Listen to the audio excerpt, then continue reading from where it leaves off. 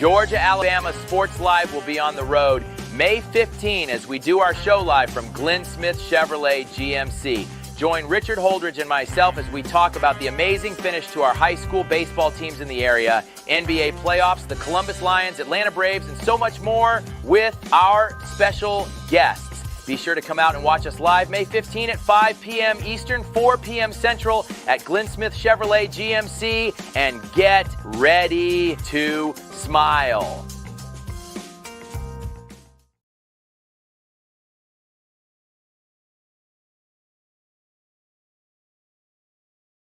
We love being able to go to the different high school, colleges, middle schools to live broadcast sporting events around the area.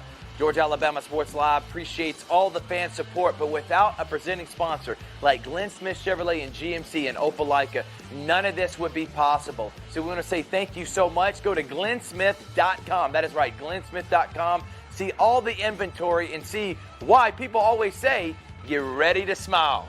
Thanks, everyone, and thank you to Glenn Smith Chevrolet and GMC for being our presenting sponsor.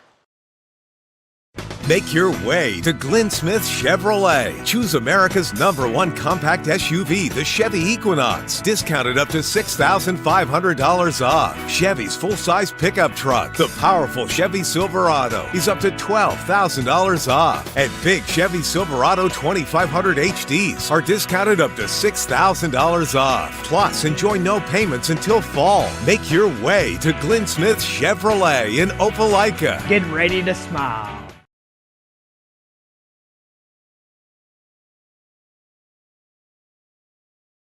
Georgia-Alabama Sports Live will be on the road May 15 as we do our show live from Glenn Smith Chevrolet GMC. Join Richard Holdridge and myself as we talk about the amazing finish to our high school baseball teams in the area, NBA playoffs, the Columbus Lions, Atlanta Braves, and so much more with our special guests.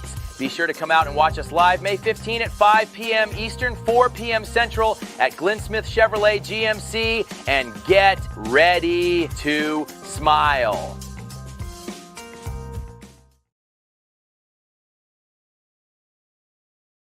We love being able to go to the different high school, colleges, middle schools to live broadcast sporting events around the area.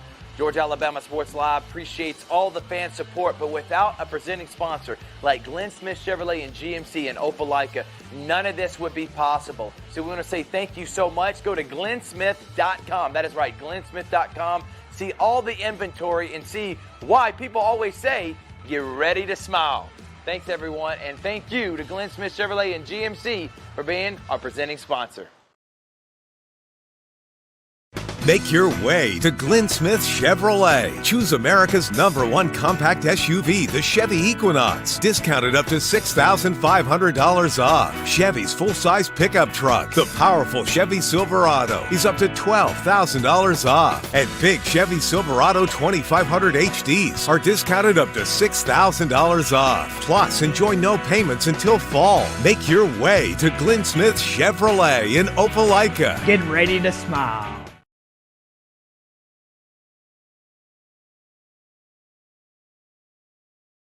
Georgia-Alabama Sports Live will be on the road May 15 as we do our show live from Glenn Smith Chevrolet GMC.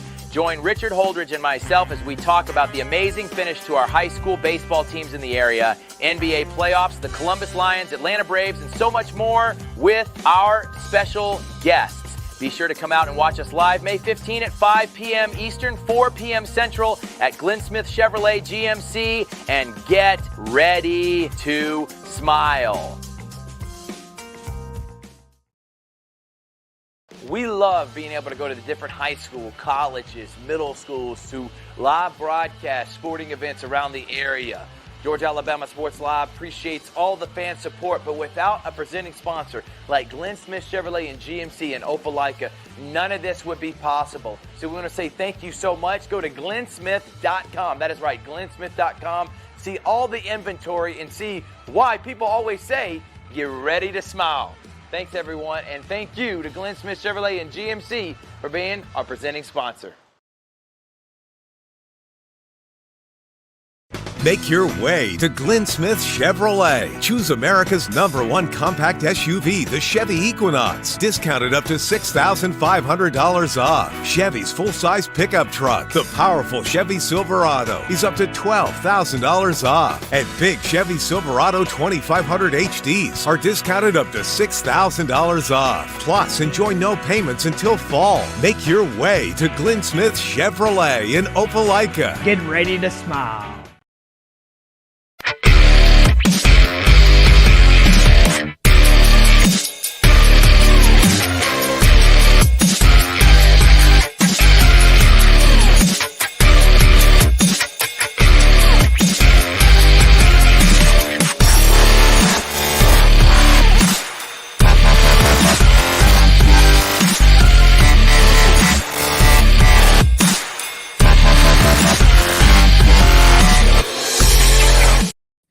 Good evening, everyone, and welcome to another edition of the Georgia-Alabama Sports Live Show. I'm Thrift Barringer alongside my partner in crime, Rich Holdridge. Richard, how are you, man?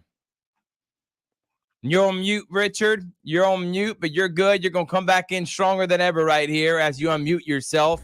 Oh, yeah, Thrift, I'm doing great. Had a little technical difficulties with the microphone, but I'm ready to do another great, fantastic show for Georgia-Alabama Sports Live. Unbelievable lineup we have for you here on today's show. We have 4 different coaches that are vying for state championships. 2 of them playing in semifinals this week. The other 2 are actually playing in state championship series. Cannot wait to talk to all 4 of those gentlemen. We've had them on here in the last few weeks and look forward to having them on tonight. Should be so much fun. As Richard talked about, at the end, I'm going to give basically a soliloquy to how much I loved Kobe Bryant.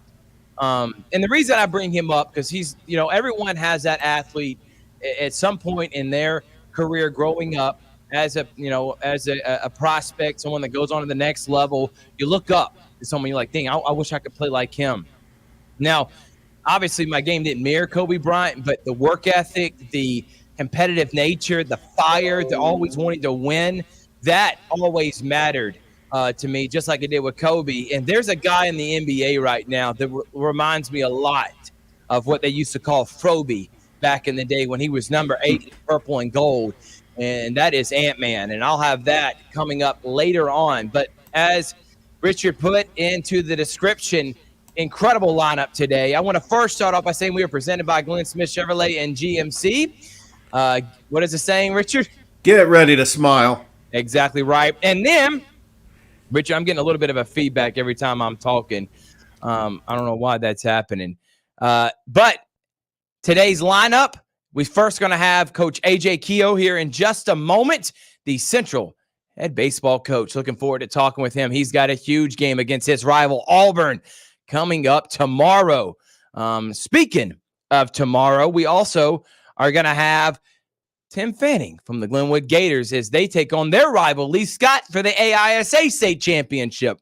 You're going to catch that on Georgia-Alabama Sports Live at 11 a.m. Following that, we got Brookstone, Greg Mathis, and the Cougars trying to win another state championship, first time in over 15 years. Can't wait to talk with them. He's taking on Strong Rock Christian. We didn't get that Pacelli Brookstone we wanted, even though Pacelli took Strong Rock, the defending GIAA state champions, to 3 games. And then finally, we're going to wrap it up with Steve Smith. Richard, me and you will be up there in Woodstock on Friday as they take on the Kings Academy. This has been these 2 teams have faced off against each other in the last 3 GAP state championships. So cannot wait to talk with Coach Steve Smith.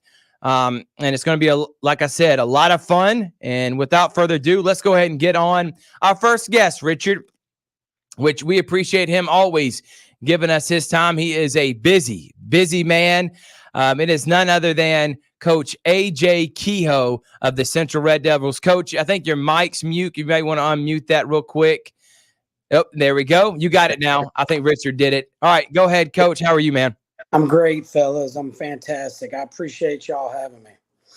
No doubt about it, Coach. It's always an honor to be able to have someone with your pedigree on our show. It just makes it all the more better. Let's talk about this Central team. You won the first 2 rounds pretty convincingly. You swept both of them. If you want to talk about that a little bit, Coach, how was the first round in the Elite Eight? How did you feel about your team's performance in those 2 rounds? It was solid. We've been doing what we've been doing most of the year. We've had great pitching. We've taken care of the baseball. Had some big 2-out hits. And just played hard. Found ways to put pressure on teams. So it's been a lot of fun. Really and truly, it kind of feels like we've been in the playoffs for 5 weeks, counting our area play, because it's so difficult to get out of that area. But it's been good, man. Been proud of the guys, and they've done a good job executing. Richard? Coach, last year, right around this time, you were facing a area opponent who was considered a rival in the semifinals, Smith Station. And I was there at Darnell Nelson Field, absolutely packed. We expect the same crowd for Central Auburn. The Auburn fans are going to make the trip down to Phoenix City. Absolutely. This is going to be just an incredible game 1 and 2 tomorrow. Hopefully you won't have to play game 3 on Thursday. But what crowd, what atmosphere are you expected to have at Darnell Nelson Field tomorrow against Auburn? It'll be big. I think last year, the Smith Station series, I want to say tickets sold was something like 2,600.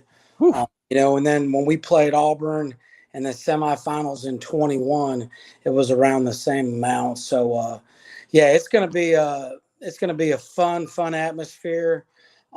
Just really blessed, man, that we get to, to play in that type of environment, to be honest with you.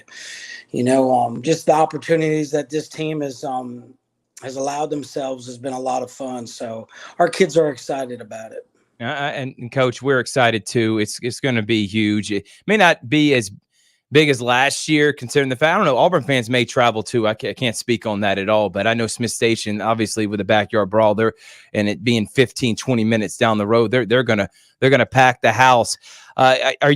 Last time you took on this Auburn team, they took 2 or 3 from you. They're the only series you lost this year, Coach. I know that is in the back of your team's head, your head. How do you go about this series, making sure that doesn't happen again? Well, we just spent, the week really just focusing on ourselves, making sure our preparation was there so we can go out there and just execute. We're not worried too much about the last series. It's baseball, bottom line is we couldn't find a way to get it done earlier in the year. We still found a way to win the area, right? Which was tremendous. But the big thing is it helped lock our guys in, to be honest with you, probably. So, we have a lot of respect for Auburn. They've got a great roster. They've got a great coaching staff. Traditionally, they've won a ton, so they certainly know how to do that. Our guys are expecting a very difficult, hard-fought couple of games, 2-3 games, and but we're prepared for it, and we're excited about the opportunity. Coach, let's talk about this Auburn Tigers team, 27-10 overall, 6-2 in region play. And one thing about this team, in this region, they had their backs against the wall. They were able to win that series against Smith Station. I do believe taking 2 out of 3 against you guys actually catapulted them into the playoffs, but you got to start with their hitting. They have some incredible hitters, starting with Tanner Waldrop, their leading home run leader, batted .500 during the season. Seth Payne batting .667, and Henry Allen. It's their hitting that really makes Auburn special. But have you had an opportunity just to look at those 3 games against Auburn and how you're going to attack this talented hitting lineup that the Auburn Tigers have? Yeah, absolutely. And you're exactly correct. They are talent. They're difficult to navigate through, but that's Auburn every year, to be honest with you, so our pitching staff, just worked hard in the bullpen this week, and we kind of talked about how we wanted to pitch some guys and just made sure we were executing certain pitches. The key is going to be getting ahead and, making sure we can mix it up a little bit too. You can't go to the well too many times against these guys. They do a great job pitch by pitch adjustment. And like you said, they've got they really have three or four guys in that lineup that can leave the yard at any time. So it'll be important that we don't give them any extra outs, and we win the freebie war. So no freebies, no walks, hit batters, no errors, and take care of the baseball when they do hit it to us, and kind of go from there. Coach, when you're going in a baseball playoff run and you got to win 2 of 3, how important is it to have depth? Like, I know I was talking with Richard last week, if you got at least 2 great arms, you're probably going to be pretty good and feeling confident that you can win every series. But how important is it those guys that come in the bullpen, the 4th, the 5th guy, knowing that if you do have to go to a game 3, you might have to call on someone that, probably wasn't going to get that, start in games 1 or 2. How important is that depth heading into deep in the playoff run? Man, it's huge. Matchups and having that depth in the bullpen, really and truly. This time of year, man, these guys, everyone's got 140, 150 ABs under their belt. Regardless if you're a Division I arm or not, both programs have seen a plethora of those guys. So it's nothing that we haven't seen or they've seen for that matter. It's really going to come down to the ability of, just pitch ability, being able to throw it all 4 quadrants with your fastball, be able to mix a little bit with your off speed, and you got to have that depth to be able to go to the pen and get a better matchup if you need one. Yeah, no doubt about it, Coach. All right, let's talk about the game tomorrow. What time are both games? How can fans get tickets? Are there any way they can get tickets ahead, or they get them at the ballpark? And how packed do you expect it to be? Well, I think as of today, there was already 1,400 sold today. Holy smokes! Wow. So and just go to GoFan and go to Central Baseball, and those tickets can be found there. And and you, of course, you can pay cash at the gate as well. So I'm pretty sure they won't be turning anybody away. No. But yeah, we're certainly expecting a big crowd. Well, we are excited about it, Coach. One last question. What does Central need to do tomorrow to make sure they become victorious and take those 2 games, move on to the state championship? For us, it's find ways to put pressure on them with our speed, and find ways to get on base to do that, obviously. We're going to have to take care of the baseball defensively, and we're going to need some timely hits out of those guys in our lineup, which are all capable of doing that. So we feel good about it. It's certainly going to be a challenge. They've got a ton of arms. I think we've already seen 5 of their guys. They're all, mid to upper, a few of them touch 9s. So, they've got depth as well, but, it's that time of year, man. Your best players got to play their best, and our guys are excited about the opportunity.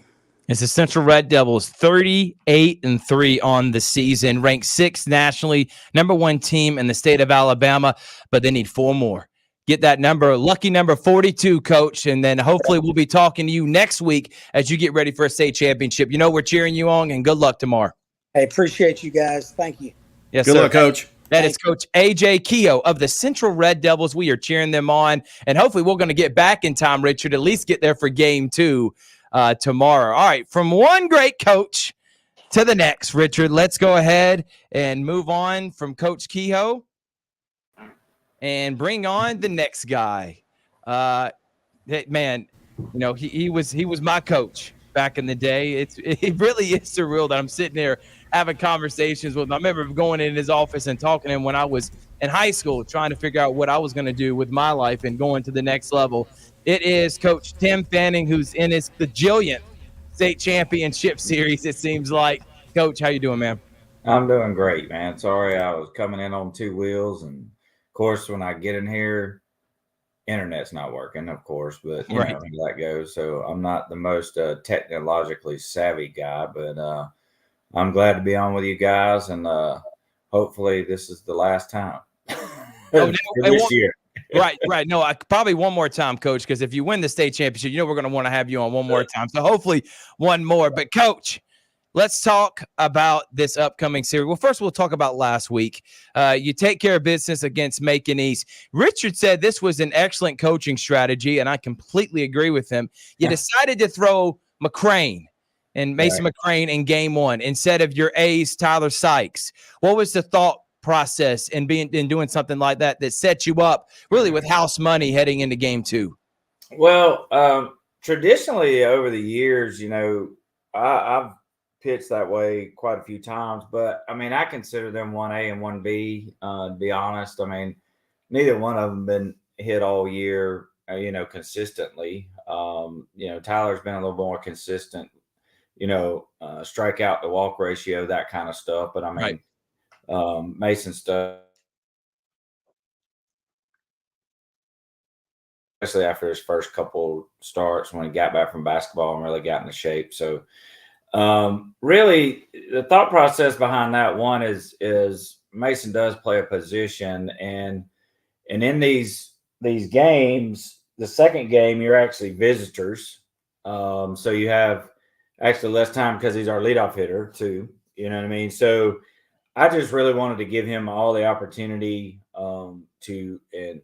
to be ready, like in a normal situation, and then not be rushed in between games to get ready to pitch the biggest game of the year. So Sykes, Tyler being a PO, he has more time to get ready while we're hitting as a visiting team in the second game, if that makes sense. You know what I mean? So he actually, it kind of extends him because he's not in the lineup, where Mason's getting ready to lead off the game. So it was, wasn't anything overly complicated, but we just felt like it was better that, he'd throw game one, we can run for him, with a courtesy runner, so because he's on base all the time. So, I just wanted him to be fresh, to be quite honest. So, Richard?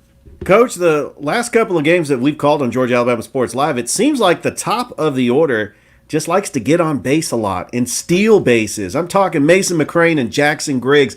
Of course, when Mason is pitching, he has the courtesy pinch runner. But when he gets on base, I mean, he'll get like 2-3 stolen bases. Same with Jackson Griggs. I mean, how important is to get your table setters in scoring position to try to grab that early lead in these games, especially when you have two players like Mason and Jackson who love to just get on base, and they have a very good on base percentage to start games. Well, maybe a little bit with Mason because he's almost 6'6", and I don't think people realize how fast he really is. I mean, it don't take very many steps for him to get from first to second. You know what I mean? So, I mean, really, and if he hits the ball in the gap, it's really fun to watch him run. And Jackson, he has always been a dirt dauber. He's just, and that's the biggest compliment I can get him. He gets extremely great jumps when stealing. He gets great reads on dirt balls. He's barely, he's hardly ever wrong when he's making decisions out there. His instincts are great. So I want to say I think he had 5 stolen bases in the doubleheader against Macon East, I believe. So I kind of get these series mixed up, but I'm pretty sure he was on base a lot and he was moving a lot. So well, and that's the thing, Judah and Pender have done a great job all year knocking those guys in too. You know what I mean? So, Levi Pender leads us in RBIs with almost 50, and be a sophomore hitting in the 3-hole like Carter Judah and have 40 RBIs. That's pretty impressive. It is, Coach, and this team has been impressive. They have been on an absolute tear. They've lost, 3 games in their last 35 or 36. They have just been playing excellent baseball. Coach, how important is it for Richard, if you don't mind? Oh, there we go, because I keep hearing that feedback. I don't know why it wants to keep doing that to us, Richard. It doesn't want us to be great. Come on, StreamYard. But, Coach, how important is it for your lineup to know and not have that pressure on them like, hey, we're probably going to have to score 9-10 runs this game to win, because you got McCrane and Sykes and you got a great pitching depth that if you only score 2 or 3, those guys are going to be lights out on the mound, and I feel like it makes the hitters more comfortable at the plate. Am I wrong in saying that? Well, I mean, sometimes it can. I mean, it's a blessing and a curse. Sometimes, I mean, they Right. get a little bit too relaxed and not, have a sense of urgency because, oh, well, that's okay, because these guys are going to bail us out. We're going to get another 1, 2, 3. Right. But it does allow the hitters not to put so much pressure on themselves when failing, right? Well, those guys can go out there and put a goose egg on the board, and we can get back in here and try to get into a rhythm. So it's definitely a comfort. It might be more of a comfort for us as coaches than it is the players, but hopefully our guys from an offensive standpoint will continue to have the kind of ABs that they've had and really have a good approach like we've had throughout the playoffs. Coach, one thing that's special about this Lee Scott Academy team that you're facing tomorrow in Montgomery is when their backs are against the wall, they are resilient.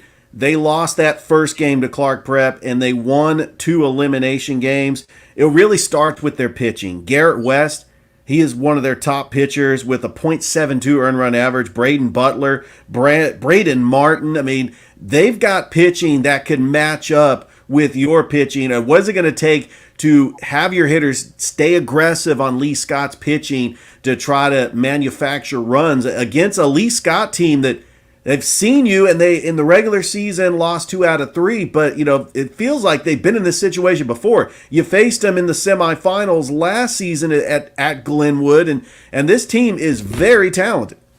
Well, I mean, we got to grind. I mean, and that's all we're preaching to our hitters, and that's really what it's about. When you face a good pitching staff, one of your main goals is to try to get that pitcher to throw as many pitches as possible. You may not get on all the time, but I mean, all we're working on is not popping up and not striking out. You know what I mean? And at this level, you hit ground balls, and you grind out at bats and have 5 or 6 pitch at bats. You got an opportunity to do something, and that's really all you're looking for as an offense is an opportunity. So when we have opportunities, we have to take advantage of them. When we get guys on, we got to get them over and we got to get them in. And there's no if and buts about it, So that's really just all we're working on. And what we have been working on since the playoffs started is really just kind of honing in on competing at the plate, grinding out at bats, and trying to get pitch counts up on opposing pitchers. Tomorrow, 11 o'clock a.m. Eastern Time, 10 a.m. Central Time. Georgia, Alabama Sports Live. We're going to be there for the 2nd straight year. Looking forward to it. I'm also happy to announce that Richard will not be there because of obviously work obligations, and I'm having him take off Friday for the Calvary game. But I'm going to have Tyler Redmond from WRBL on the call with me, a guy that loves baseball. And he's like, man, can I join in? I'm like, dude, you'd be a great color commentator. And Richard probably will join us for the second game to interview, hopefully, the state champion winning coach, Coach Fanning, after the game. So we're excited about that. Can't wait. We plan on starting the broadcast right about 10:55, and first pitch is 11 o'clock, presented by Glenn Smith Chevrolet and GMC. Thank you, Richard, for throwing that up there. But, Coach, talk about what happens during these state championship series and these double headers. How important is it after that game 1 win? It's supposed to be hot tomorrow, that your guys are hydrated, feeling fresh, because they got to do it all over again and get that mental psyche, that competitiveness, that fire inside of them, back-to-back games. What do you do during that 30-minute layoff to make sure your guys are ready? Well, I mean, try to keep it as normal as possible. The venue kind of changes out a little bit. Like I said, being down in the stadium, things like that. We're going to have plenty of water, stuff in between games and fruit and, just kind of light stuff, because you don't really want guys, eating a bunch in between games as well either, right, because that's not necessarily good for you on a extremely hot day like it's supposed to be tomorrow. So, I mean, we just got, the same plan we've always had and try not to deviate from our, kind of our routine, and that's what we talked about today. This is a business trip, obviously, and there's no there's no reason for us to play any different than we've played. If we play the way we've been playing, if that's not good enough, then we got to look ourselves in the mirror and be okay with that, you know. So that's just, you know, kind of how we're approaching it. And you know, we're not necessarily concerned about the team. We're concerned about how we play the game, you know. And obviously, we're very familiar with Lee Scott as they are with us. You know, I'm sure there's plenty of chirping going on, you know, outside the walls, so to speak, and that's natural when, you know, two teams that play each other as much as we do. Right. I mean, it's no different. Central and Auburn see each other all year long, and that's just kind of how it is. So the better you can block out all that noise, as you know, Nick would call it, rat poison. You know, just get down to playing ball. And that's really what I want our guys to do. I'm super proud of them to come off of, you know, a team like we had last year, you know, finishing number 6 in the country and losing 12 seniors. And for this young group, inexperienced group to really have made the kind of strides and really just, man, I'm super proud of them. I told them that day, and I'm really honored to be their coach. Yeah, Coach, I know you got to be really proud of this team. Last year's team was unbelievable. And it's crazy that we go from last year's Glenwood team, this year's Central team being nationally ranked. I mean, baseball in this area is unbelievable. And Coach Fanning's going for his 10th state championship. He's about to have a ring for every single finger. He has been the epitome of excellent baseball around here. Last question, Coach.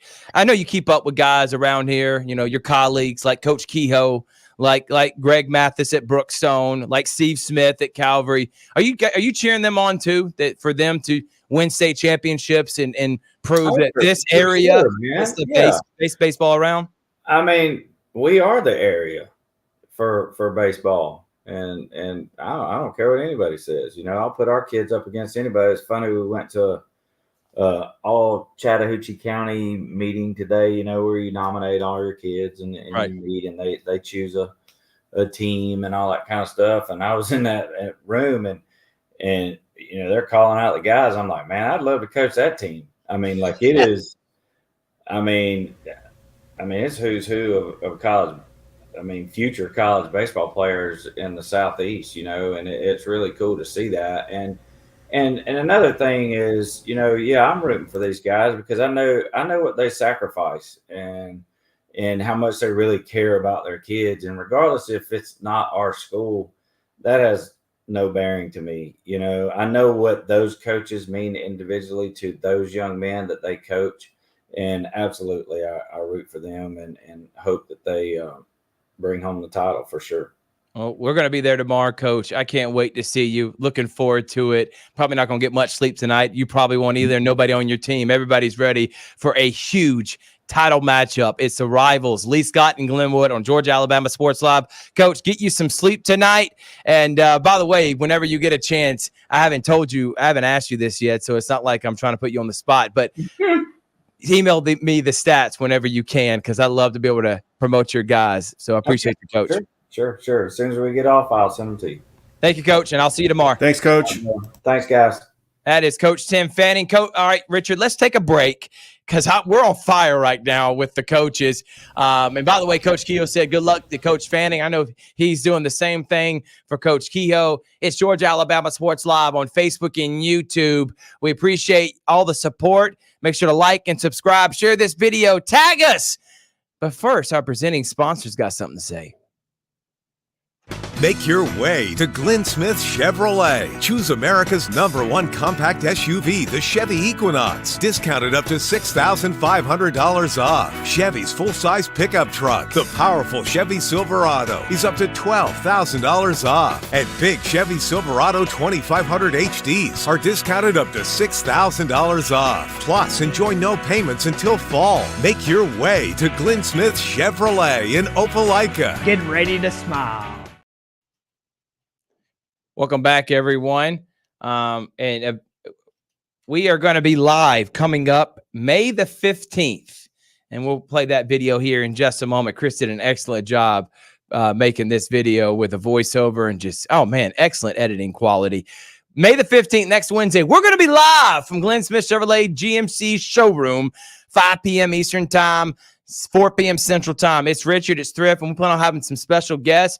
Hopefully, some state championship winning coaches, maybe some other key contributors to Georgia Alabama Sports Live. It's going to be a lot of fun. Can't wait to do it. We're going to plan on giving away some free stuff as well. And then you can find out all the great deals and look at all the cars and trucks that could be yours, could be your dream truck or dream car. Take a test drive today. I'm telling you, people are coming all over the Southeast to Glenn Smith Chevrolet and GMC because it's that at-home feeling. These guys, and it's not a major corporation. It's not someone where it's like, man, they don't really care about us. They're just trying to make their buck. Not Glenn Smith Chevrolet and GMC. They want to make sure you're taken care of. You get the best deal possible with the biggest discount that they can offer. So make sure you go and show them support. And we appreciate their love. But from one guest to the next, let's go ahead and bring them on. Man, it is a stacked future Hall of Fame lineup because Coach Kehoe is going to be in the Hall of Fame. Obviously, Coach Fanning with 9 state championship. This guy's going to get one this year, a state championship. He'll be a Hall of Famer. And then the one after him, and Steve Smith, he's probably going to get his 6th this year. That's 4 Hall of Fame coaches that just making our show better. But this next one, been keeping up with all season. Took Mount DeSales to the woodshed, beat them the first 2 games, swept them, and now heading to the semifinals of the GIAA. It is Brookstone's Coach Greg Mathis. How are you doing, Coach? Doing good, guys. Thanks for having me back. We have a saying that we've been using. We come and practice on Sunday, and we tell ourselves, see you Sunday. That means we're still alive. So I guess I'm going to start talking to you guys and say, see you Tuesday. There we go. We're still alive. Exactly right. Exactly right. It's good to see you Tuesday. Let me just say that. I love it, Coach, and we look forward to talking with you next Tuesday for sure. And by the way, I will be the voice. I've been the voice for the GIAA football state championship broadcast, the basketball state championship broadcast on GIAA TV. So I might as well do baseball. And that means football, I got to call the Brookstone state championship. Basketball was Pacelli, and I'm hoping to call Brookstone baseball. But first, you got to get through a really good Strong Rock team. But before we talk about them, let's talk about your last series. You take care of business against Mount DeSales. That is a really good team, Coach. But your guys were on their stuff, including your pitching staff. What'd you learn about your team from last Friday's performance? Well, Thrift, we were a little worried because we had talked earlier with you guys about, I'm not so sure how good a bye really is because, we hadn't played in over a week. So we started off slow, but then by the second game, we kind of started swinging the bat a little bit. And Mount DeSales was a tough team. I mean, they had 2 quality pitchers, and we just had to grind out some at-bats and get into their pitch count, and then kind of got into their bullpen. And Taft Middleton through the first game, I mean, he struck out 15, and then Shanu Kim, who's been struggling a little bit, he got back on track. So, it's kind of mirrored our season. Our pitching is when we have been in slumps, our pitching's been good enough until we can get out of slumps. So that's how it played out. But like I said, Mount DeSales, very good team, very well coached, and it was good for us to get those 2 wins out of the way. Coach, you talk about your 2 starting pitchers, Taft Middleton and John Woo Kim. They've been the number 1, number 2 pitching staff all season. But how about the freshman, Brendan Neal, coming in relief? He has done a great job pitching, and also he is leading the team with stolen bases. If you look at the progression of your young freshmen, and really what is the scouting report from Brendan Neal and what the future looking bright for the Brookstone Cougar that's really a young player stepping up in the big stage? Yeah, well, we feel like, next year with Shanu coming back, and we've got another freshman that's been very instrumental in our Game 3. He started our Game 3 in all the regions, is Ben Ivy, also a freshman. If you look up his stats, he's got an ERA either below or right at 2. But Brendan's an exceptional athlete. He's a great football player. His daddy played football at Auburn. He's a very athletic kid, and he's a very competitive kid. But we've been real pleased, like I said, with our pitching staff. We feel like we said, if we get into a game 3, we're not sure that anybody has the depth that we have, even though those guys are freshmen. And you sit there and say, oh, we don't want a freshman in game 3. It hasn't seemed to phase them this year. And these guys, they play this high-level travel ball, and they both play at East Cobb. Ben and Brandon plays all over. And, it's not like the old days when you were a freshman, you didn't have no games. These guys play year-round. So, they're listed as a freshman, but the amount of games that they've played, they're not really freshmen. They've played against older guys, and they got a lot of experience. But they're very talented. Both of our 2 freshman pitchers we have are very talented. Well, we just saw this past weekend, Pacelli put on a valiant performance against a really good Strong Rock team that probably was underseeded, to be honest with you, the defending GIAA state champions. Pacelli, when they got to that game 3, they just ran out of pitching depth, and they did their best. And the guy that was on the mound, I thought, did a pretty good job, but they just were exhausted at that point. And great season for Adam. Great season for Pacelli, making it to the quarterfinals, finishing number 3 in the state. We congratulate them. Congratulations to Carson Bowers, assistant coach, and Walker Hilton. He was phenomenal. And Kimbrough and all the guys that are going on to play at the next level. And the future's bright for guys like Velos, the shortstop, who's only an 8th grader. But the reason I mentioned that is because this Strong Rock team, man, they're something else, dude. And you know this, Coach. They went on a tear last year. They lose a pretty good chunk of that team, and they come back this year and back in the semifinal. They got experience. It's hard to put them away. Earlier this year, you lost to them at home, and the one time you did play them at home, and then 2 days later, you go on the road and sweep them in a doubleheader, taking 2 out of 3. How much of that series are you taking away and things you did successful to apply for this series against a really good Strong Rock team?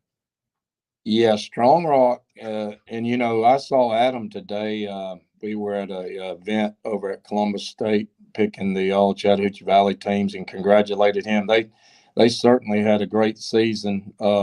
Especially, I don't know that everybody was expecting them with the losses that they had last year to have such a great season. But, Adam and them do a great job over there. And I went and watched the game Saturday. I felt like, and me and Adam talked about it, that first inning, they had a chance right there with the bases loaded, and that slipped away. And then Strong Rock answered back. But, when you play in these level of teams, it doesn't take you can't give opportunities away like that. But Strong Rock, I talked with Adam and Tim and AJ, all the other guys you've had here. And we feel like, the thing is, we feel like we have as deep a pitching as any of the 4 teams left. The thing is, Strong Rock might be the closest team to us in pitching. Mm-hmm. They've got the Cobras. They've got the Bibby kid, the left-handed kid. He's the one that threw game 3 against Pacelli, and he was lights out. They flipped that thing around. When we played them over here during the region, they started Bibby, and then they ended up with the right-handed kid that's going to Mercer. And then in between, they threw a bunch of guys. But so I don't know how they're going to go. I'm assuming they're probably they flipped the script against Adam and them. So I don't know how they're going to do. But we're going to trot Taft out there the first game and just see what happens. Try to set the stage. Like I said, last game against Mount DeSales, he struck out 15 and really only gave up 3 hits. One of them was a home run after we botched a bunt. So.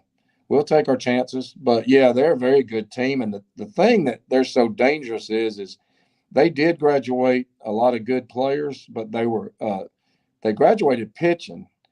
And so their position players, they're shortstop and third baseman and second baseman. They're very strong up the middle. And then the big kid that plays center field, the Tatum kid, he's going to East Carolina on a football scholarship. So he's very athletic. And, they graduated pitching, but those guys, some of those guys seem like they've been there 6 years playing. But they've got a good team. And when you get this deep in the playoffs, everybody's good. Nobody's got this far on a fluke. So we're going to just kind of stay with our pattern. We've been doing the same thing in practice. We did some inter squad today to see some live pitching, and we'll probably do a little bit more and then kind of taper back. And right now we're just hoping the weather cooperates with us on Friday. Coach, looking at your lineup, I mean, you got a mixture of some veterans, some seniors like Taft, Middleton, and Madden Dismuke, which, I mean, they've had just an offensive performance throughout this season. I mean, we saw Madden Dismuke in that Pacelli series get 7 RBIs. He has been fantastic. But also Mercer Hudson. I mean, he's been the catcher that's really been, you know, your leader that's been helping your pitching staff. I mean, he's a junior. I mean, you got Cole Stanzel. I mean, you really have a lineup with Taylor Hancock. I mean, your lineup 1 through 9 is fantastic. And just you look at the regular season and all the accomplishments that you have been able to do and get to this point. What is it going to take to pull out the victory against Strong Rock and advance to the GIAA championship in Macon? Well, I actually talked to Strong Rock's coach during the season, and we were just talking about the different things in the private school and sometimes the different things in public school. And sometimes your bigger school, like a Central, you know, which I coach with AJ over at Central. And, you know, sometimes the bigger public schools have more depth. The thing about the smaller private schools is everybody's about 1 through 5 hitters are all good. And then the bottom does taper off a little bit, either because they're either young kids or inexperienced kids. But I really think that those bottom guys, you know, are going to be the difference. If our bottom guys can get on base, I don't care how they do it. If they walk, get hits. And then we've got some guys we like to pinch hit off the bench to give them some ABs and then re-enter the guys for defense. But if those bottom guys can get on base and we get what I call lineup turnover, in other words, get that thing back to your Taft Middletons and your Mercer Hudsons and guys like that, then that's going to be the difference. Because like I said, Mount DeSales, they had a couple kids that could really swing it. And I just feel like our bottom, you know, I think our top's matched up, and I have no reason to believe it won't be the same. But those bottom guys are going to be very instrumental in what happens. I know I went Saturday and watched the game. Strong Rock, number 8 hitter, knocked in 3 runs in the first part of the game. So, you know, you don't go into a game counting on the number 8 hitter being the guy that does damage when you got some guys like they got, you know. So, you know, we'd like to get those bottom guys somehow to work their way, get deep into pitch counts and do their job, and then get back to the top of the lineup. Well, Coach, we're looking forward to it. Coming up this Friday, 3 p.m. game 1, 5 p.m. or 5:30 game 2. Guess what? Both of them are going to be on Georgia Alabama Sports Live. So we got that happening. We got Calvary State Championship happening, and you can find both of them on Georgia Alabama Sports Live. Nobody's doing this, Coach. We're all over the place. You got to have team effort. Chris Gates, my guy Rick Beach will be there on the call, Coach. Looking forward to seeing that game and hopefully coming up victorious. And like you said, hopefully we'll be talking to you next Tuesday. Yeah, guys. Like I said, and I know all the other guys reiterated what I'm saying. We appreciate you guys and everything you've done, because baseball is so big in this area, and you guys are just doing a great job promoting it and getting all our parents to watch this show. And we look forward to seeing y'all over there. And like you said, hey, see you Tuesday, I hope. Yes, sir, Coach. Good luck. And let's luck, go Coach. take care of Strong Rock.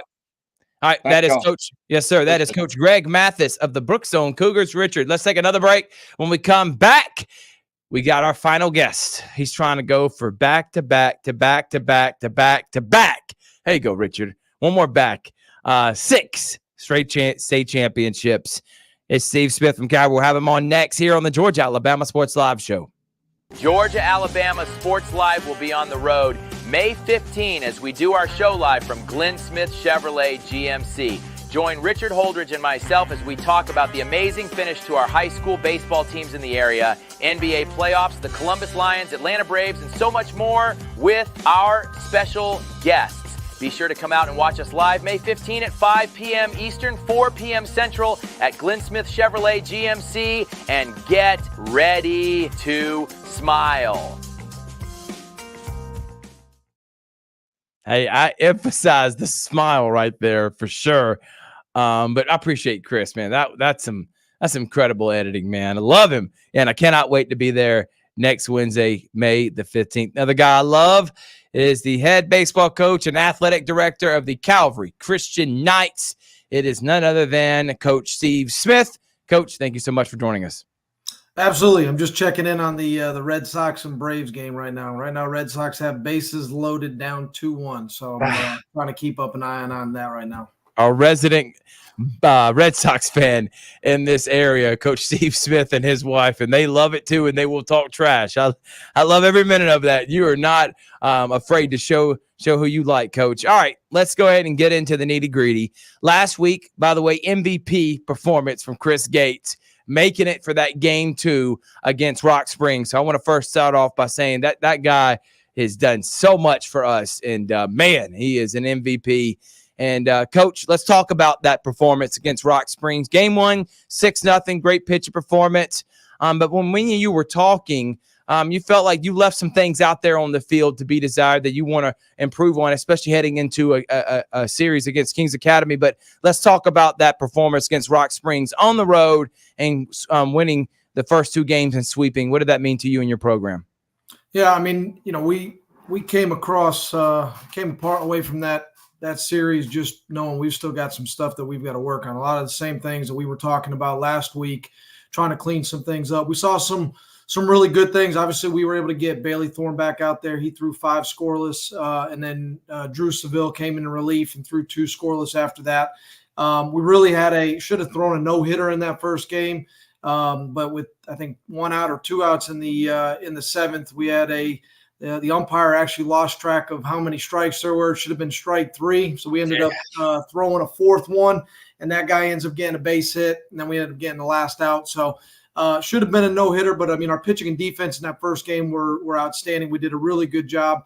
Offensively, same thing. We're just really having a hard time trying to find our offensive rhythm. That's been kind of the struggle that we've had. We've had several guys in the lineup really being able to do some things and being able to have success, but up and down the line, we're really just trying to get guys to just, depending on the situation, whatever the team needs. And that's really kind of been my message in the last week, has been throw the stats out the door. I don't have any emotion. I don't care about your feelings. It's about winning 2 more baseball games.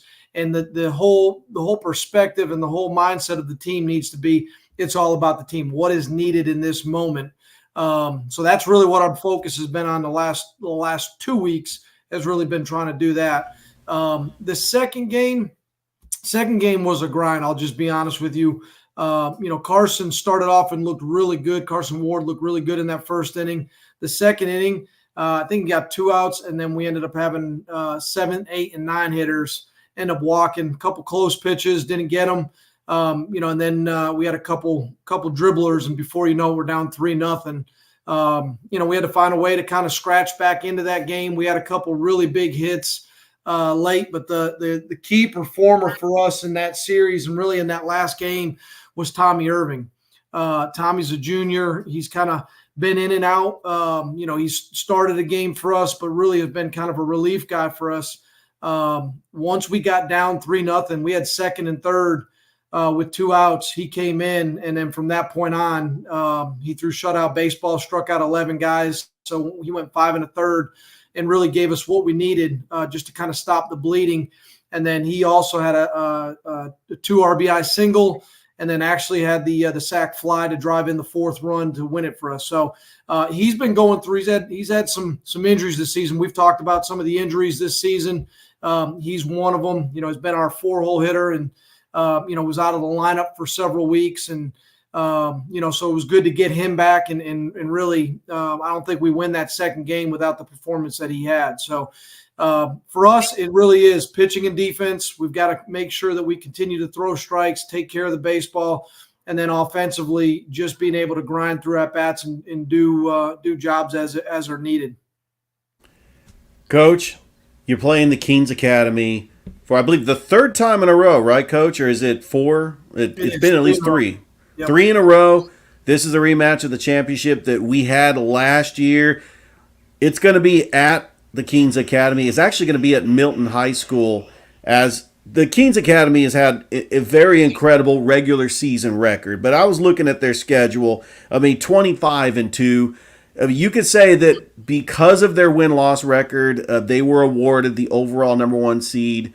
But this is a team that I'm looking at their schedule. They played a lot of gaps in GIAA teams, but still a very fantastic season. They got a hitter, Noah Jordy, with 7 home runs, and also they've got a guy named Corey Culpepper and Carter Payne. They are the 2 top hitters. Looking at this matchup against the Keens Academy, do they bring back a different team from the state runner-up last year when you played the Keens Academy at Calvary? Yeah. So with it being our third time in a row, obviously we're fairly familiar with them. 2 years ago when we went to Milton High School and played them there, they were young, a lot of sophomores, and they just competed. I didn't think that the moment got too big for them. We beat them 3-2 in game 1, and then game 2 we actually had that in hand, and then we kind of kicked around the baseball a little bit. They ended up getting back in the game, and they actually took the lead, and it took a walk-off single with 2 guys on by Ty Jones to be able to win it. So they put some pressure on us. When we played them last year, in my opinion, I felt like they were a little intimidated. They came to our place. They remembered the previous season. They're not intimidated. They're all seniors this year. I think they've got 12 seniors. They've been through it. They've lost to us 2 years in a row. They know what that feels like. They added Noah Jordy is actually a kid that they added. He's a good left-handed arm, a good left-handed bat. So they're a mature team. They're a team that's got a lot of experience, and they're playing at an extreme high right now where they're 25-2 and feeling like, that they are the top team in gaps. That's what they've put out there, and that's completely fine. That's that doesn't necessarily have anything to do with once you get into playoffs. When you get into the playoffs, your records are 0-0. So you've got to find a way to win. There have been seasons in the past where we have been the best team and we did not win a state championship. And there have been seasons in the past where we, to be quite honest, we were young, inexperienced, and we ended up winning. That was our first year in 18. We played a team in the semifinals that was much better than us, very similar, probably 25-2. Hadn't really played a schedule that really tested them, and we punched them in the mouth in that first game, and they had a hard time responding. That's what we have to be very careful of. We've been, when you go through and you've had an opportunity, and we've seen it this year, where we've had a lot of success over the last 6 seasons, and really you can look at the last 10, 11 seasons. Yep. You got to be very, very careful of not getting complacent. And it's a battle and a fight that we have to constantly we have to try to keep them hungry and keep them motivated. A lot of these guys, they've got 3 rings that are sitting in their, they're sitting in their at their house, and you've got to keep them hungry for that next game, that next win. They're going to give us everything that we can handle. They're a good team, and again, we're playing at their place.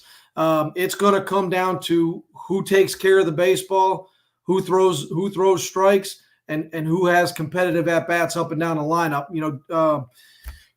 Coach just got off, and he's talking about the bottom of the lineup. When you have guys that are turning that lineup around and bringing you back to the top of the order, it lengthens out your lineup. It puts guys on base, creates traffic for the top of your order. So, it really is going to come down how our 6, 7, 8, 9 guys, how they do is really going to go a long way to determine how we do in this series. Yeah, no doubt about it, Coach. And you're a 31-game playoff winning streak. You have not lost a GAPS playoff game in 31 games. It's like 5 or 6 seasons. Calvary has been the top, the cream of the crop here the last 5 or 6 seasons. You still can't explain to me how, until they've been dethroned, how they are not hosting a state championship. And I know, Coach, I'm just going to say it. I'm not really asking for your opinion on it. It just doesn't make any sense to me, but it's neither here nor there. But you're going in this is your final time playing in the GAPS, Coach. So it's your final time playing in the GAPS. And I know that probably there's several people around the Gaps organization that probably has a little sour taste in their mouth. They don't want to lose a powerhouse in a school like Calvary, which is understandable. So you got that going against you. And then, like you said, with Kings Academy, you beat them the last 2 years. They think this is the year, obviously, with 25-2. They got that hunger and that revenge. How do you keep your guys composed? Because I'm assuming, and I can't wait to be there, it's going to be a hostile environment. There's going to be a lot of yelling and screaming. So how do you keep your guys composed heading in this type of atmosphere that's probably similar to 2022, but probably even worse now after beating them the last 2 years? Yeah, I mean, it just comes down to not allowing the moment to get too big. When you're playing in a pressure situation, it really comes down to execution. I mean, as soon as you start, I mean, I've been having several conversations with some of my guys this week around just what the most important thing, and the most important thing is always the next pitch. You can't allow that moment to get real big. Someone kicks a baseball, umpire makes a bad call. You lose the strike zone. You have a bad swing. You can't control those things. Those are already done. They're in the past. It's what you do in the next pitch that really is going to matter. For us, it really is very simple for us. When we play good defense and we throw strikes, we are hard to beat. Mm-hmm. If you look at our 8 losses this year, really you can look at maybe one of those losses where it was a matter of, we played a really good game and someone just beat us. It normally was we did something, whether it was we kicked around the baseball, we started off a game not throwing strikes, and it really just put us in a hole. That's what we have to make sure that we don't allow to happen. We've had some of those snowballs kind of creep up on us a little bit. And then we've had the inability at times to really be able to stop that snowball. For us, if we protect the baseball, we throw strikes, and we have good competitive at-bats. And really, like I said, that's all we've been working on. It's a big ballpark that we're playing at. Yep. So you're not going to get that backside cheap home run that sometimes we can get at our field. It's going to be you're really going to have to keep the ball out of the air and really put pressure on them defensively. In my opinion, I'm normally at my best when we can really try to make some things happen. Normally, I normally have a pretty good idea of when we can expose a team in different areas. And so, when you get down by 5 early, it's really tough to be able to do that because you have to play a little bit differently. When it's even or you're up a run, it really opens a lot of opportunities for us to be able to do some things that we actually do really well. Coach, I look at the stats that Bailey Thorne had, and I don't think he's having a drop-off year. He had 16 home runs last year, 13 this year. I think it's because pitchers are just not pitching to him. And the rest of the lineup around Bailey Thorne is making them pay. I mean, you got Carson Ward, you got Bryson Brooks, you got Joel Cordero. I mean, they have been Cam Houston, just leadoff Cam Houston. Yeah, Cam Houston. I mean, it's really been a team effort. I mean, I know his numbers are not as big as they were last season, but really, pitchers know that when Bailey Thorne comes up to bat and you got runners on, I mean, we're calling a bunch of games, and we know when first base is open, it's pretty much a foregone conclusion. They're just going to intentionally walk him. I mean, he has made them pay when they do pitch to him, but it's really the lineup around Bailey Thorne that has gotten the job done, and that's been really the key ingredient to success. There's no doubt. I mean, again, you look at the season Bailey had last year, and it's really hard to duplicate a season of, batting 5-something, 16 home runs and 60-something RBIs. And, when you lead the country in home runs and RBIs as a junior, it's really tough to kind of back that up. And how do you improve on that? He's had another phenomenal year. What he's kind of gotten himself a little bit into in the last couple of weeks, where he's kind of struggled at times, is when he's feeling like I've got to do a little bit more than what we really need him to do, which is he still has to maintain patience. I'm not looking for him to draw walks. I'm looking for him to be aggressive, but he's got to make sure that he really does. He trusts the guys that are after him. And we've had some conversations around that. When he stays inside of his approach, he's really, really tough to beat. When he tries to really expand outside of that, that's where he can sometimes get in trouble. And even with that, the other day he swung at a pitch that was well outside the strike zone, and he almost hit it out on a good sized field. It ended up being a sacrifice fly, got a guy in from third. So he understood what the job was in that situation. But we just need him to really make sure that he understands what it is, what the team needs at that time. We had conversations early on in the year with the entire team. We knew everybody was going to know, when they played us, you don't want to let Bailey beat you. And that's a lot of pressure on one individual. So how do you remove that pressure? You get on base in front of him and you protect him after him. And once that takes place, then they have to come to him, because the entire lineup, they're looking at it and saying, hey, there's guys that can do damage up and down in the lineup. So for us, we got to get on him in front of him. We've got to protect him. And then when he gets his opportunities, he's got to make sure that, again, that he stays inside of his process and what his game plan is. We're driving all the way up to Milton High School. Myself and Richard looking forward to being on the call. First game 5 p.m., second game 7:30. It's going to be a long day, but looking forward to it. As man, that competitive nature, as a guy that I didn't play at the highest level, but I did play junior college basketball, and I love that competitive juices. So I know what's about to happen when we walk in that stadium. I know how hostile it's going to be. I'm going to try to tip her back and not show so much emotion on the broadcast, Coach, but we are looking forward to it, and can't wait to hopefully interview you that night as another state championship on your hand. I appreciate it. It's my favorite time of the year. It brings out a different level of competitiveness inside of myself. So I love this time of the year. No doubt about it, Coach. We'll see you Friday, and good luck the rest of the week preparing for it. Appreciate it, guys. Thank you. That is Coach Steve Smith of the Calvary Christian Knights. We're going to take one more break, and when we come back, I got to do it, man, Richard. It's hard. I'm wearing my Josh Pate V-neck, but it's black instead of white. I gotta say it, man. And it's been hard because people have been throwing out, who's the next Kobe? Who's the next Kobe? And I've heard a lot of names, and none of them have met the standard like this next guy has. We'll talk about him and the NBA playoffs right here on Georgia Alabama Sports Live. We'll be right back after these two messages.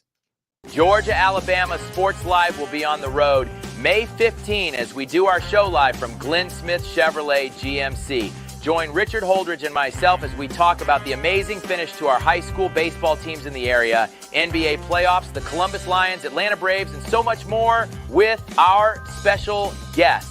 Be sure to come out and watch us live May 15 at 5 p.m. Eastern, 4 p.m. Central at Glenn Smith Chevrolet GMC, and get ready to smile.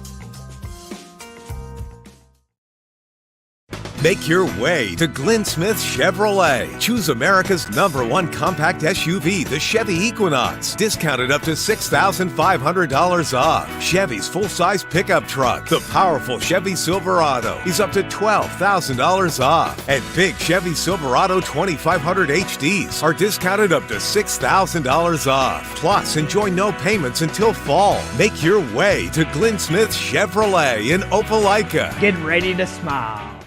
I'm smiling right now. I knew Richie Rich was about to do it.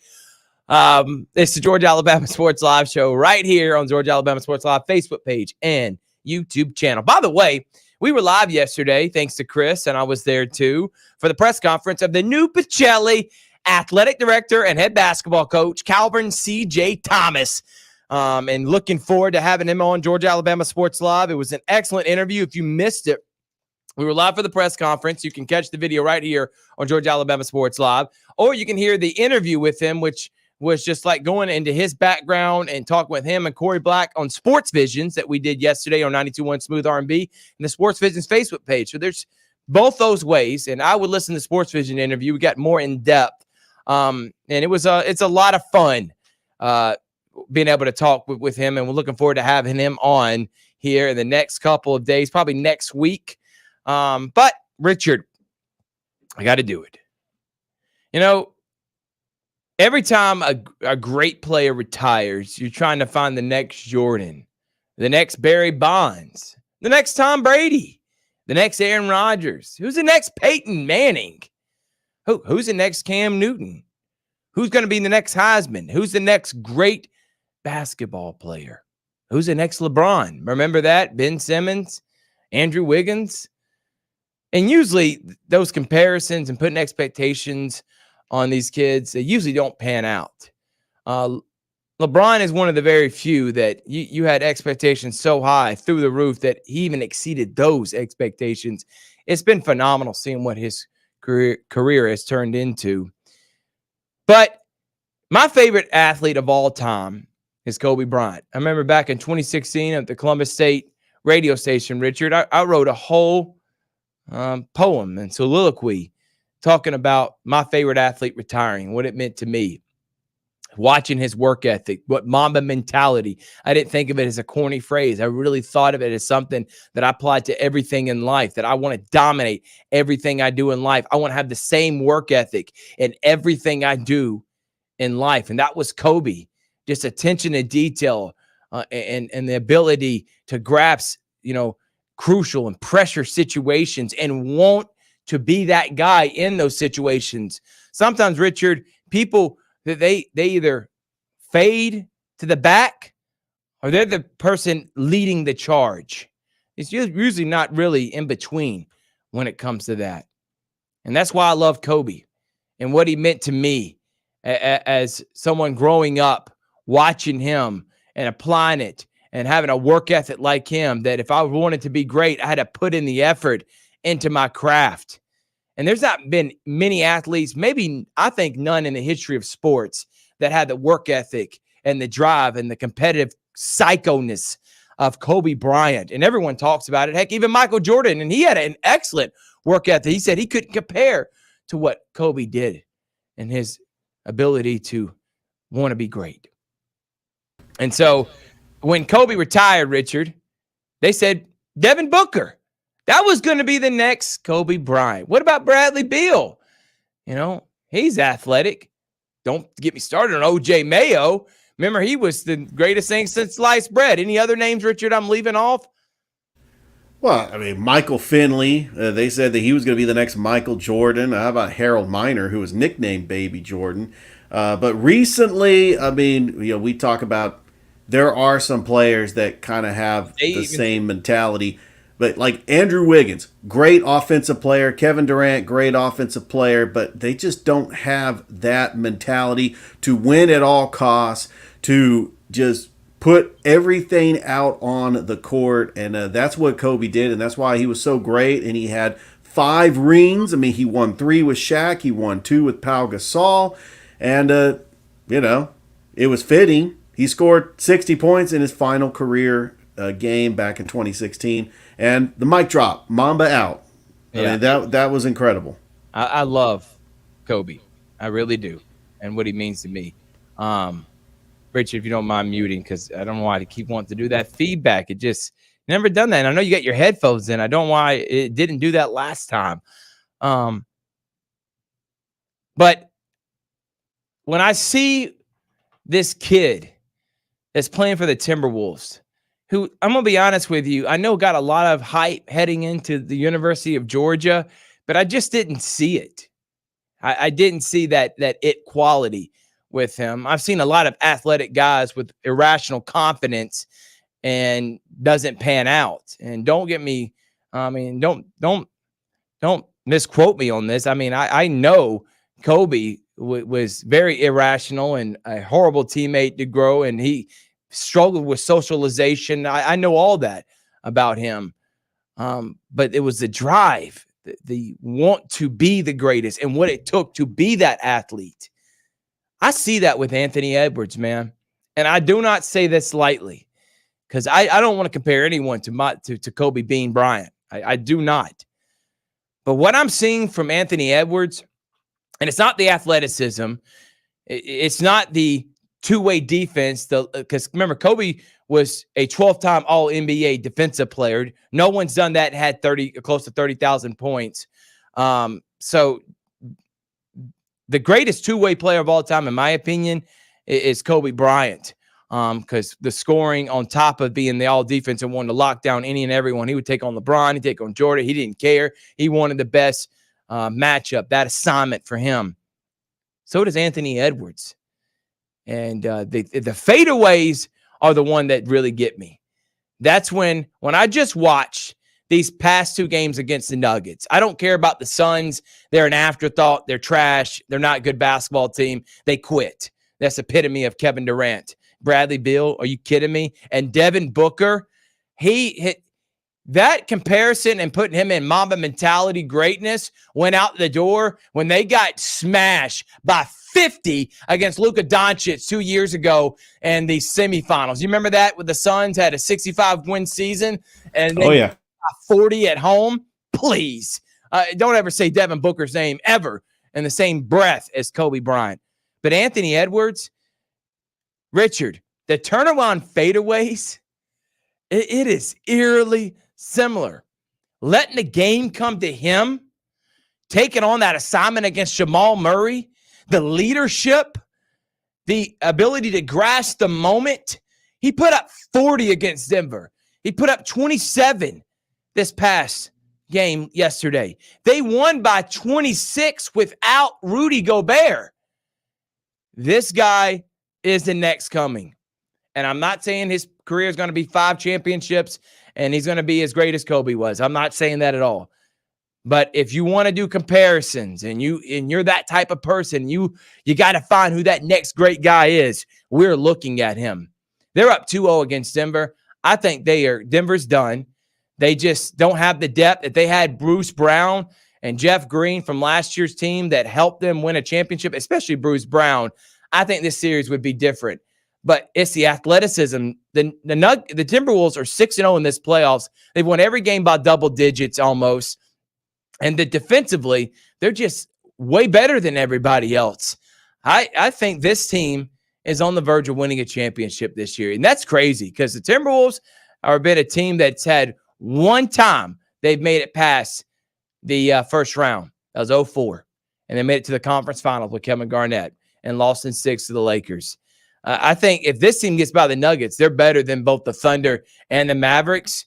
And if Anthony Edwards is playing like this the rest of the year and rest of the playoffs, championship to come. So I say all that to say this. Anthony Edwards is now my favorite player in the league, and it is must-watch TV. I have not had that guy. I really haven't. I would watch LeBron in the playoffs, obviously, because, that's greatness, and seeing him take on the Warriors. Obviously, as a sports fanatic, why would I not tune into that? But on like a Tuesday night in the middle of the season, I wasn't trying to watch LeBron. I will Anthony Edwards now. He has got my attention. He's 22, and the run he's on reminds me of another 22-year-old. His name was Kobe. He was number 8 in that 2001 playoffs, in which the Lakers only lost 1 playoff game, and I think the most dominant playoff run in the history of the NBA. And Kobe Bryant, in a 4-game stretch, averaged 42 points a game against Spurs and the Kings. You remember those great Kings team, those Spurs team, smashed AI and the 76ers. And everybody talks about how great Shaq was great. Kobe was leading them at that point. And I'm seeing that with Anthony Edwards. And by the way, they were both 22. The Ant-Man, Anthony Edwards, in my opinion, is going to go down as the greatest basketball player to come out of the state of Georgia. I came up with a list on my previous show. I had Dwight Howard. I had Walt Frazier, World Be Free, Kentavious Caldwell-Pope. And we've had some great basketball players. Jabari Smith Jr., great basketball players to come from the state of Georgia. Josh Smith, yeah. And we also, Anthony Edwards, by the way, played at Holy Spirit Prep out of the GIAA. He also played at Terrell in Atlanta. Went to go play for Tom Crean at Georgia in the COVID year. And, that was just one season with the University of Georgia. He is a selfless player. He's got dog in him. I keep seeing that image of those Denver Nuggets fans knowing they're about to go down 2-0. And Minnesota is mollywalking the Nuggets in that second It's unreal, game. man. Because I said going into this, the Nuggets were the best team in the playoffs left. And they're making lunch meat of them.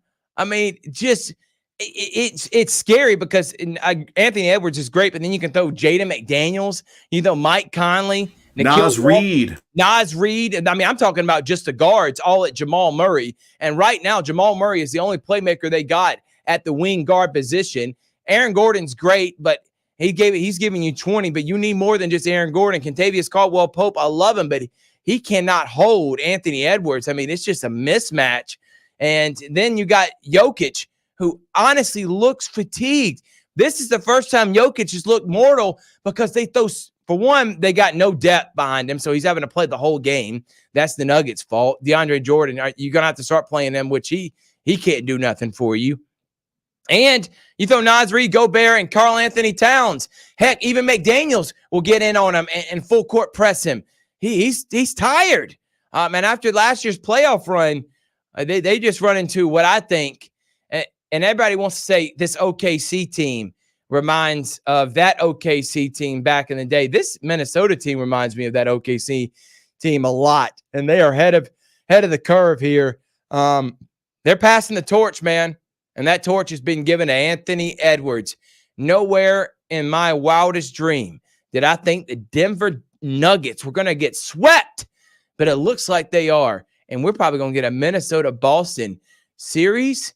And if you don't know, you better know, and you will know who Anthony Edwards is. All right, Richard, you can take him off. Looking forward to seeing how the rest of the NBA playoffs pan out. I think Boston's going to go through Cleveland in 5. I think the Knicks and Pacers are going to be a competitive series. I also think the NBA wants it to be the Knicks-Celtics, not Pacers-Celtics. So I think Knicks are going to get out of that series in 6. I think the Nuggets are done, man. I think they lose. I think they may even get swept. But then again, I think in the back of my head, it is Jokic. Maybe they lose in 6. Maybe they get one of game 3 or game 4, win home at game 5, and then lose in game 6 to Minnesota. I got Minnesota moving on. I'm going to say Dallas just because I love the way Kyrie's playing right now. This is the guy that everyone thought he could be. And Doncic, I think he's getting healthier. I just think they got the experience, and they're going to be problems for OKC. It's going to be a 7-game series, I feel like.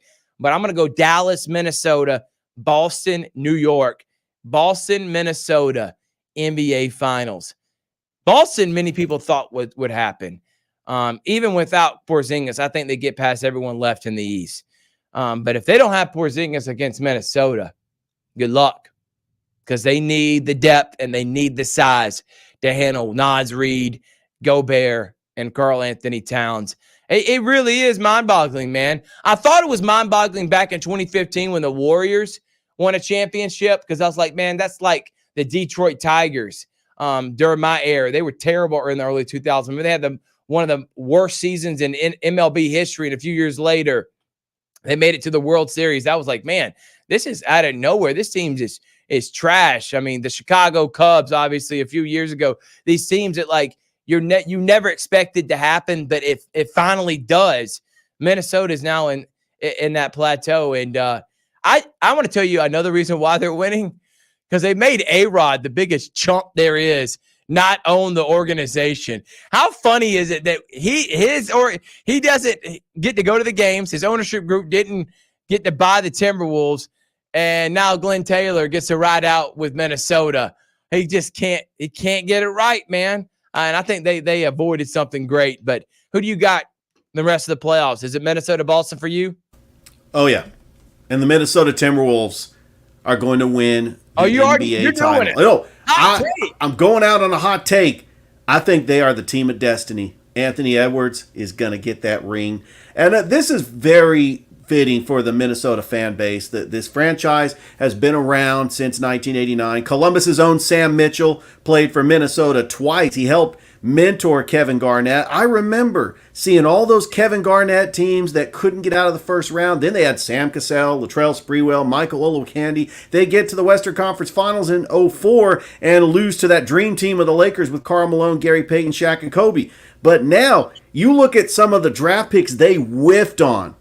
Drafting Johnny Flynn over Steph Curry, and over Steph Curry, Ricky Rubio, and then recently, they did get Andrew Wiggins from the Kevin Love trade. Remember, Kevin Love used to play for Minnesota, and then he didn't want to play for Minnesota anymore, and they ended up getting Andrew Wiggins, and Wiggins didn't really pan out, and then that D'Angelo Russell trade with Golden State, and they just struck gold getting Anthony Edwards. He is such a special player. And Karl Anthony Towns is an overall #1 pick. They got Rudy Gobert from free agency. So they got your rim protectors. You got your 6-man Naz Reid. You got Jaden McDaniels. Anytime you have a team that is committed to defense, that's going to win you a championship. I think that's probably what's going to happen is they're going to take away your best players. Look at what they're doing to Jamal Murray. They're going to do the same thing to Kyrie or Luka in the Western Conference Finals. They're going to do the same thing to Boston with Derek White, Jaylen Brown, Jason Tatum. I just don't think Boston has enough to withstand the defense that's about to come in Minnesota. And you got your playmaker in Anthony Edwards. I think that Minnesota wins a championship. I think that's a great point, Richard. You can throw Edwards at Brown. You can throw McDaniels at Tatum.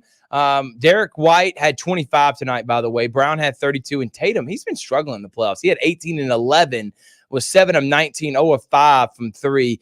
They beat the Cleveland with Mitchell having 33 by 25. They beat him 120-95. I told you, Richard. That series is done. Cleveland's done. They have no chance. They may even get swept, to be honest with you. But I know at Boston, you got to have Porzingis back if you want a chance to beat this Minnesota team, and it really is a head scratcher. But Anthony Edwards, he's coming for that throne as the best player.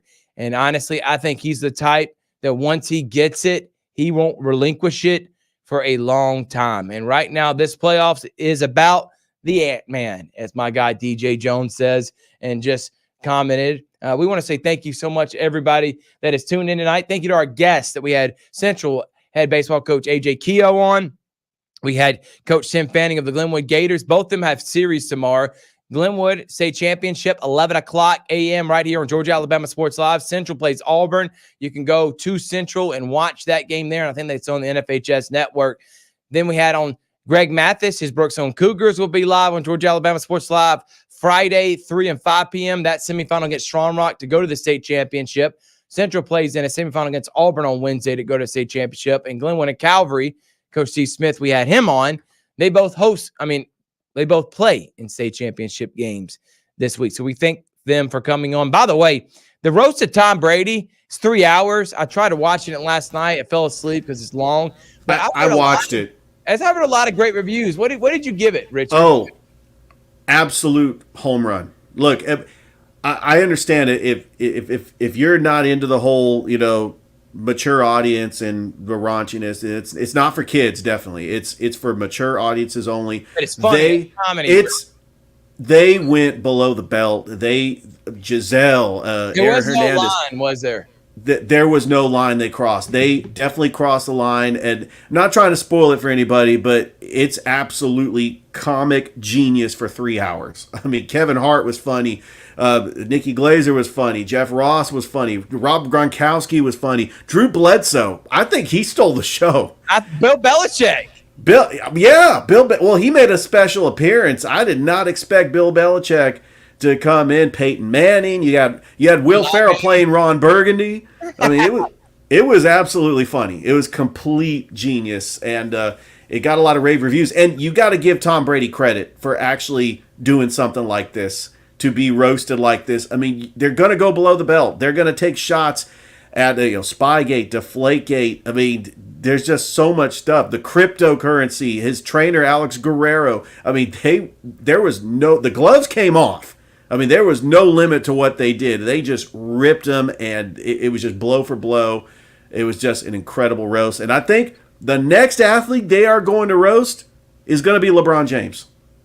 I do think when he retires, Netflix is going to come out with a roast of LeBron James. Well, hopefully. And I know that will be a lot of fun if he's willing to. Thrift, if they do, James Jones better be involved. They've got to get James Jones as one of the roasters because how many rings have James Jones won under riding the coattails of LeBron? I mean, I kind of saw that with Julian Edelman with Tom Brady. I'm surprised he did not go to Tampa with Tom, but yeah, it was a lot of fun. Well, I'll make sure to tune in to watch it. Everybody else, make sure to tune in tomorrow, 11 o'clock, Glenwood State Championship Series against number 2, their rival, Lee Scott. I promise you're going to want to tune in during your lunch. I don't know if you're sneaking it. You're at work. You don't want your boss to see. Put in your headphones. Find a nice hiding spot and just tune in for an awesome day of baseball. And then we'll be live again for this show on Thursday. And then Friday, we're going to Calvary. Chris and Rick Beach and Toygar will be at Brookstone. Just going to be a great next couple of days. Congratulations to Lakeside and Coach Tony Rasmus for winning a state championship. We hope to talk to him here in the next show that we have on. And we appreciate all the support that we have been getting around our area. From Richie Rich Holdridge, I'm Thrift Barringer saying thank you so much. We'll see you tomorrow. It's a Georgia Alabama Sports Live show presented by Glenn Smith Chevrolet and GMC. Good night, everybody. Thank you for watching the Georgia Alabama Sports Live show presented by Glenn Smith Chevrolet and GMC. You're ready to smile.